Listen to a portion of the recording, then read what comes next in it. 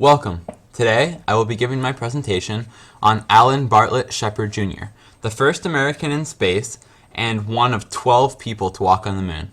He was known for his pride and good sense of humor, and is marked in history as a brave and patriotic man. On November 18, 1923, in East Derry, New Hampshire, Alan Shepard was born to two hard-working farmers. Starting from a young age, Alan labored around his family's farm, building a good work ethic. He attended a one-room school, and from a young age he became enthralled with airplanes, which set a base for his future career in NASA.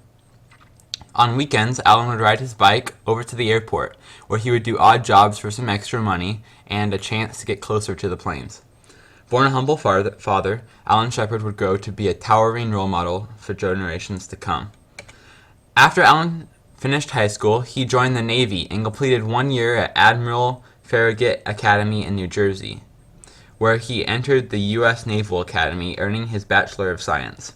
He began his official naval career in 1944 and first served on the USS Cogswell, a destroyer that served during World War II. He served during the last few months of World War II as an ensign, which is a junior rank of a commissioned officer. The ship later received 9 battle stars for its service in the war. After World War II ended, he stopped serving on the aircraft carrier and married his sweetheart, Louise Brewer, who he had met while at the Naval Academy. You can see them there on the right.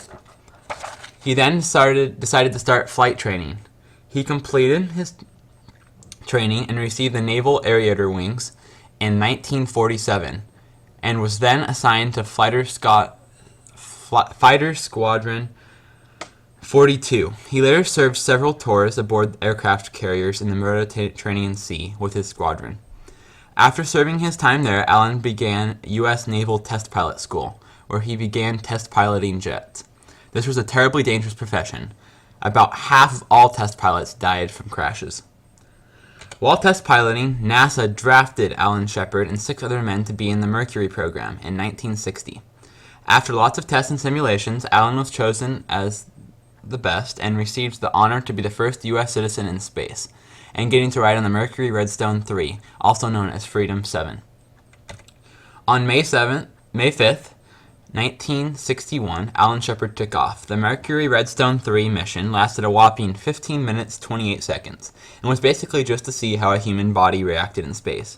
Hooked up with wires all over his body, analysts back on Earth could read all of Alan's vitals. It reached a maximum speed of 5,134 miles per hour and topped at a height of 166.5 statute miles. Alan Shepard was extremely proud of his mission's success and was said to continuously brag about it, as he did with most of his accomplishments. Not long after Mercury 3, Alan developed what was first thought to be a simple ear infection, but what later turned out to be a disease called Meniere's, which is a disorder of the inner ear that can cause vertigo and loss of hearing. Originally sketched in for control of Apollo 13, he was instead grounded for a few years, and James Lovell took his place as captain of Apollo 13. In the years that followed, he was put in charge of the astronaut's office, where he stayed in charge for a few years until later, when he had an experimental surgery done that fixed his Meniere's disease, and he was put in charge for the Apollo 14 mission.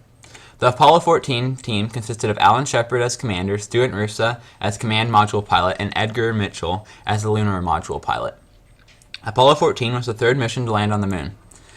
After endless hours of simulators and tests, on January 31st, 1971, the Apollo 14 crew started their 9-day journey.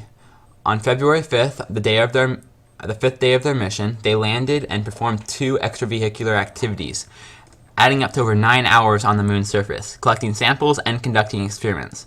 On one of the EVAs, during a broadcast, Alan hit a couple golf balls. The first shot was thought to be terribly embarrassing because he missed the ball completely on his first try, and on the second try, it only went about 12 yards. The second ball, however, connected with the club, and people all over the United States watched the broadcast with excitement as the ball disappeared into the horizon. The astronauts then departed the lunar surface on February 6th and completed the final 3 days of their journey, splashing down in the South Pacific Ocean February 9th, 1971.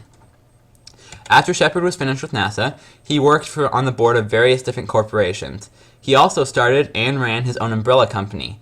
He published a book with a fellow Mercury astronaut Dick Slayton. He began spending more and more time with his two daughters and their niece, who they raised as their daughter. 2 years later, Alan was diagnosed with leukemia. As the next couple of years progressed, Alan got sicker and sicker, until finally on July 21st, 1998, at age 71, at his home in Pebble Beach, California, Alan B. Shepard passed away. Americans mourned as a true hero was lost. Thank you for listening. This concludes my presentation of Alan Bartlett Shepard Jr. Hope you enjoyed. Here are my 2 citations.